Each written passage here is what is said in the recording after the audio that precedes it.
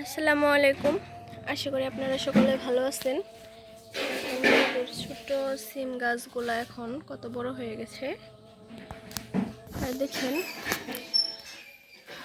শিবচরণ গাছে শিবচরণের জালি এসেছে ছোট ছোট, যে দেখতে পাচ্ছেন আপনারা।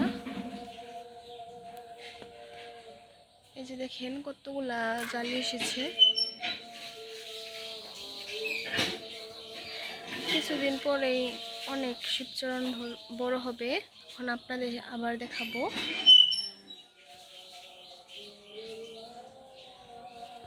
আর আমাদের এই যে ঢেঁড়স গাছে অনেকগুলা ঢেঁড়স হয়েছে। এখন অবশ্য ঢেঁড়সগুলা উঠাবো না।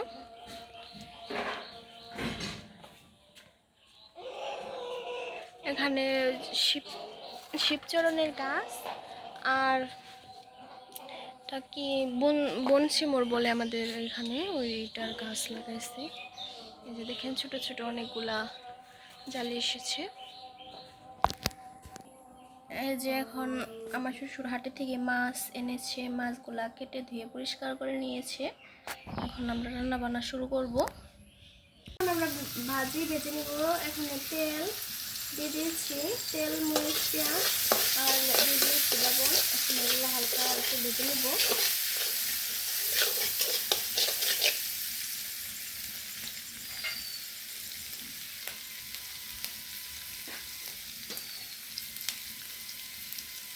এখানে সামান্য হলুদের গুঁড়ো দিয়ে দিচ্ছি,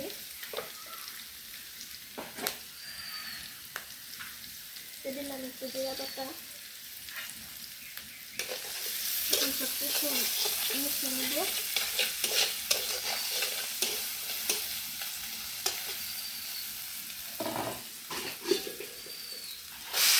এখন কেটে রাখা লাউয়ের গলা আর আলু দিয়ে দিলাম।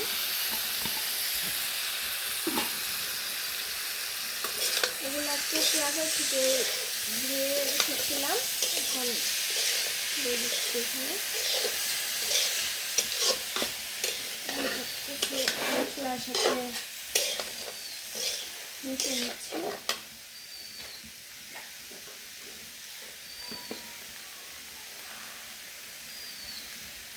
এখানে সামান্য ধনিয়ার গুঁড়ো দিয়ে দিলাম।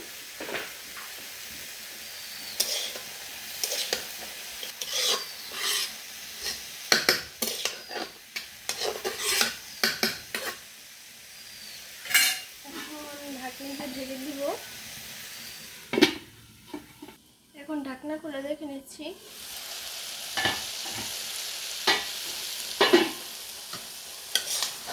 আবার একটু লবণে রেখে নিব।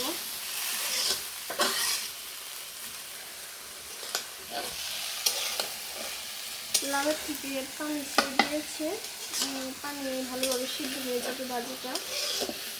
এখানে আর কোনো পানি টানি অ্যাড করা যাবে না।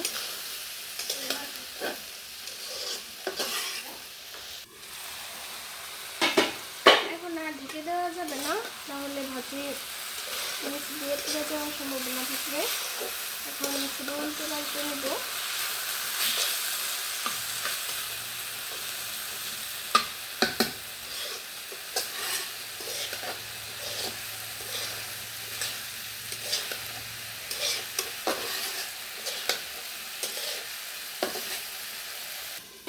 ঢাকনিগুলো দেখে নেব। তখন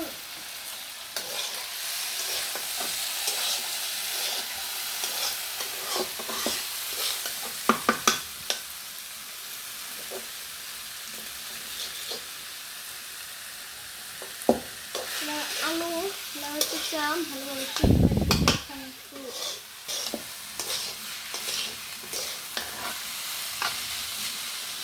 একদম নেড়ে ভালোভাবে, একটু পানি রাখা যাবে না, একদম ঝরঝরে ভাজি করতে হবে, ভালো খেতে ভালো লাগবে না।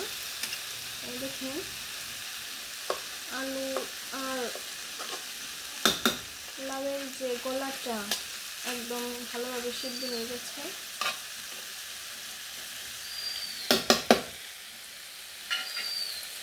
আজকে একদম কম সময়ের অল্প টাইমে ঝটপট রান্না করে নিচ্ছি, একদম সাদামাটাভাবে।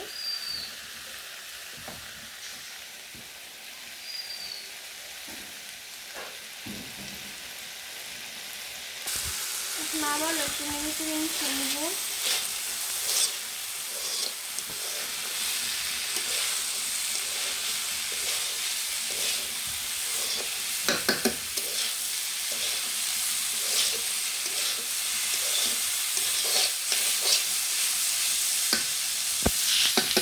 এখন একটু চুলার আঁচটা কম রাখতে হবে।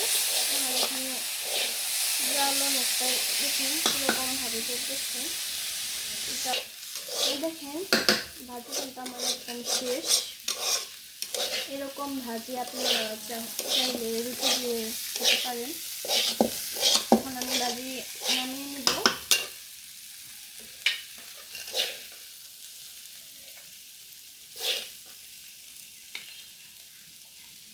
দেখেন ভাজি হয়ে গেছে। ভাজি দেখতে কতটা সুন্দর লাগতেছে। এখন এখানে কড়াই দিয়ে দিচ্ছি। কড়াই ভালোভাবে গরম হয়ে গেছে। এখন তেল দিয়ে দিব।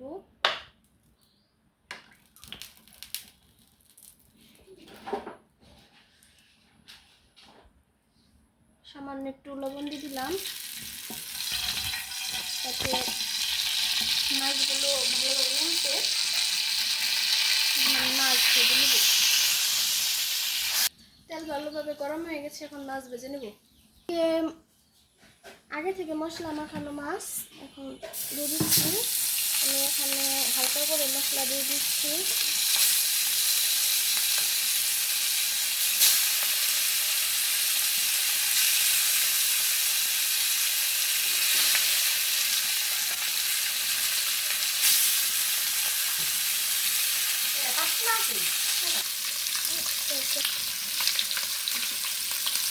এখন মাছ উল্টে দিচ্ছি।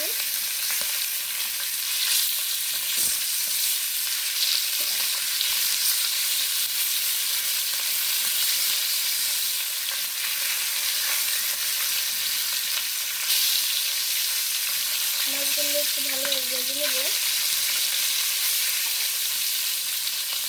এটা হচ্ছে মাছের সাবধানে উল্টাতে হবে, নাহলে মাছ ভেঙে যাওয়ার সম্ভাবনা থাকে।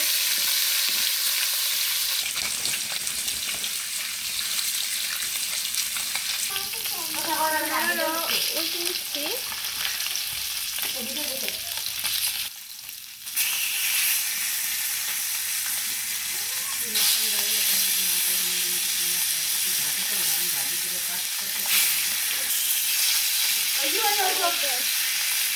বাবুর তোমরা দিবে নাও।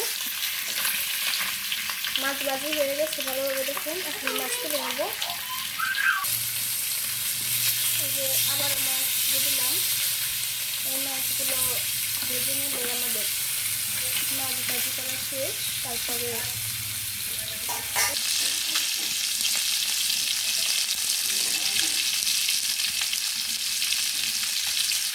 এখন মাছগুলো ভালোভাবে উল্টে দিচ্ছি।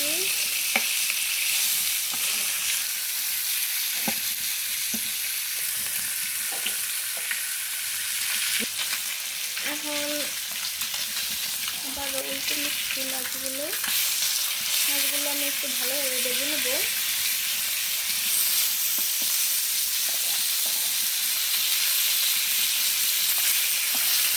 এটা হচ্ছে ঘাস কাপ মাছ। আজকে আমি ঘাস কাপ মাছ রান্না করতেছি।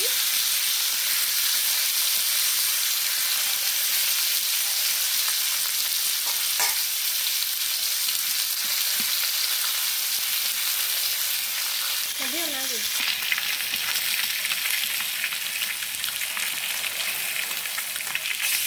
দেখছেন মাছগুলো কিন্তু ভালোভাবে ভাজা হয়ে গেছে। আমি শেষবারের মতো উল্টে নিচ্ছি। তারপরে মাছগুলো তুলে নেব।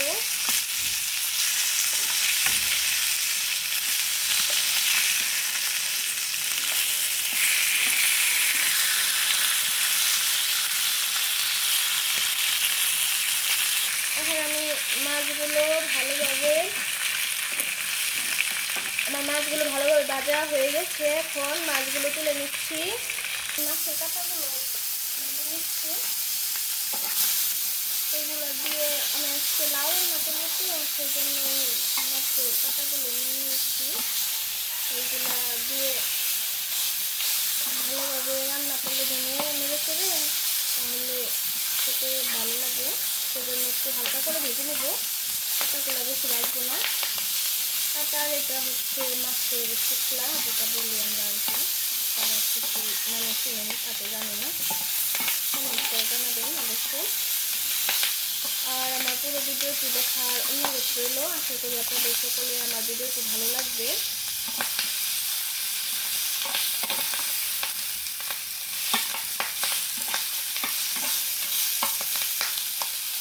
দেখুন বন্ধুরা, আমি কিন্তু একদম হালকাভাবে মাছের কাঁটাগুলো ভেজে নিয়েছি। মাছের কাঁটাগুলো তো ভাজা হয়ে গেল, এখন রান্না শুরু করছি। এখানে দিয়ে দিচ্ছি পেঁয়াজ কুচানো,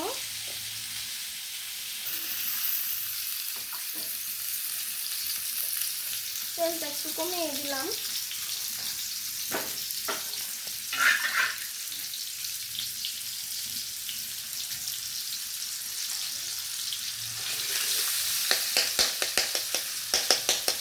পেঁয়াজগুলো ভালোভাবে লাল লাল করে ভেজে নেব।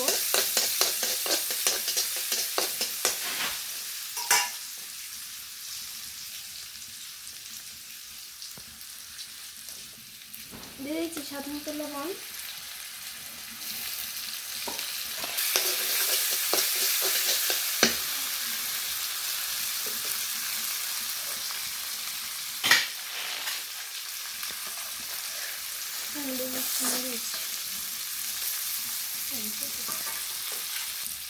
এখানে দিয়ে দিচ্ছি জিরা পাতা,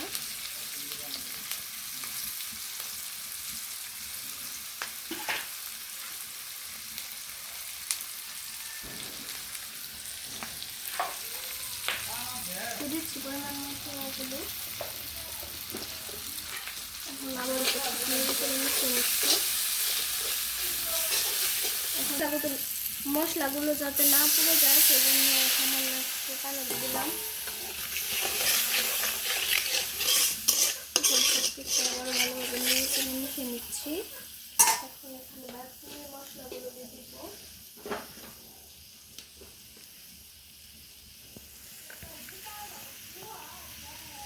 এখানে দিয়ে দিলাম শুকনো মরিচের গুঁড়ো,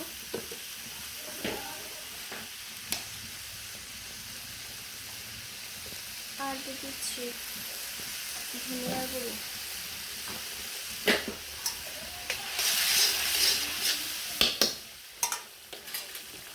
এখানে মশলা বাটার পানিটা দিয়ে দিলাম।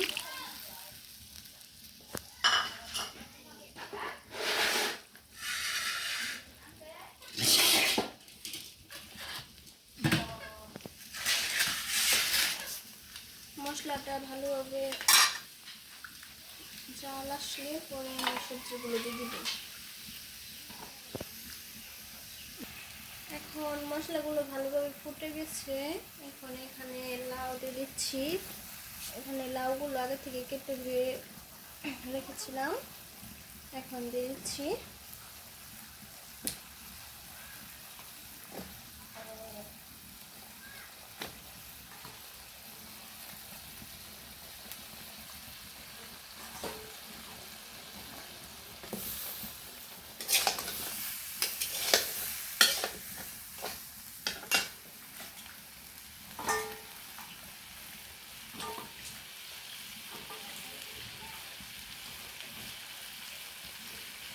বাকি লাউগুলো দিয়ে দিলাম। এখন ভালোভাবে মশলার সাথে লাউগুলো নেড়ে ছেড়ে মিশিয়ে নেব।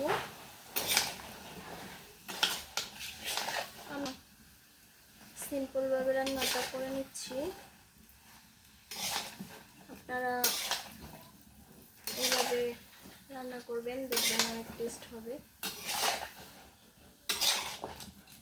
যে কাঁটাগুলো ভেজে নিয়েছিলাম হালকাভাবে, এখন ওই কাঁটাগুলো এখানে দিয়ে দিচ্ছি। কাঁটাগুলো ভালোভাবে ভেঙে দিলাম। এখন ভালোভাবে আবার নেড়ে চেড়ে নিচ্ছি।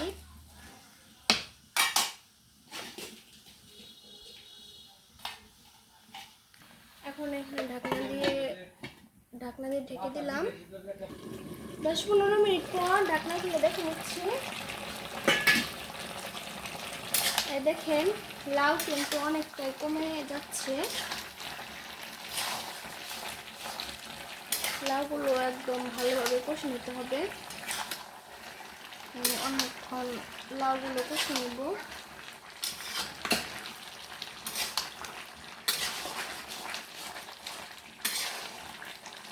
পাতাগুলো একদম মিশিয়ে নিচ্ছি। পাতাগুলো ভেঙে নিলে লাউয়ের স্বাদ ভালো হয়। এখন আবারও ঢাকনা দিয়ে ঢেকে দিচ্ছি। একদম 15 থেকে 20 মিনিট পরে ফিরে আসবো। এখন 15 থেকে 20 মিনিট পর ফিরে আসলাম।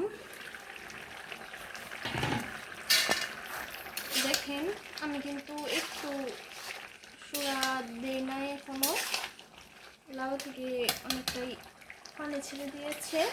আর এই দেখেন লাউ কিন্তু সিদ্ধ হয়ে গেছে। আমি আর একটু কষিয়ে নিব। এখন এখানে মাছ দিয়ে দেব।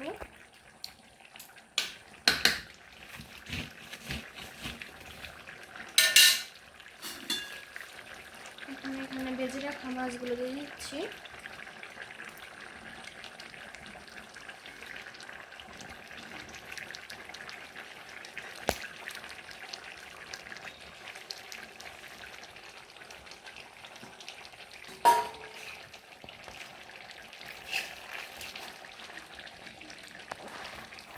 মাছগুলো দিয়ে এরকম একটু চেপে চেপে দেবো, যাতে সুরার সাথে মাছগুলো ভালো ডুবে ডুবে যায়।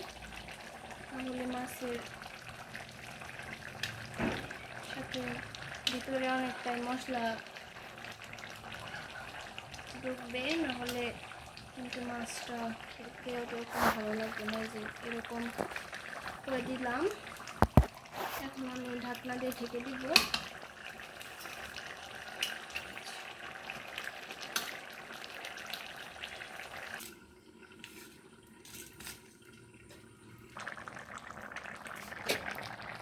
হ্যাঁ দেখেন বন্ধুরা, এখন কিন্তু রান্না একদম শেষ। এখন আমি হালকা একটু চুলার উপরে রেখে দেব। তো আপনারা সবাই খুব ভালো থাকবেন, সুস্থ থাকবেন। আর আমার পুরো ভিডিওটি দেখার অনুরোধ রইল। যদি আমার ভিডিওটি ভালো লাগে তাহলে আমার চ্যানেলে লাইক, কমেন্ট, শেয়ার এবং সাবস্ক্রাইব করে আমার পাশে থাকবেন। ধন্যবাদ সবাইকে।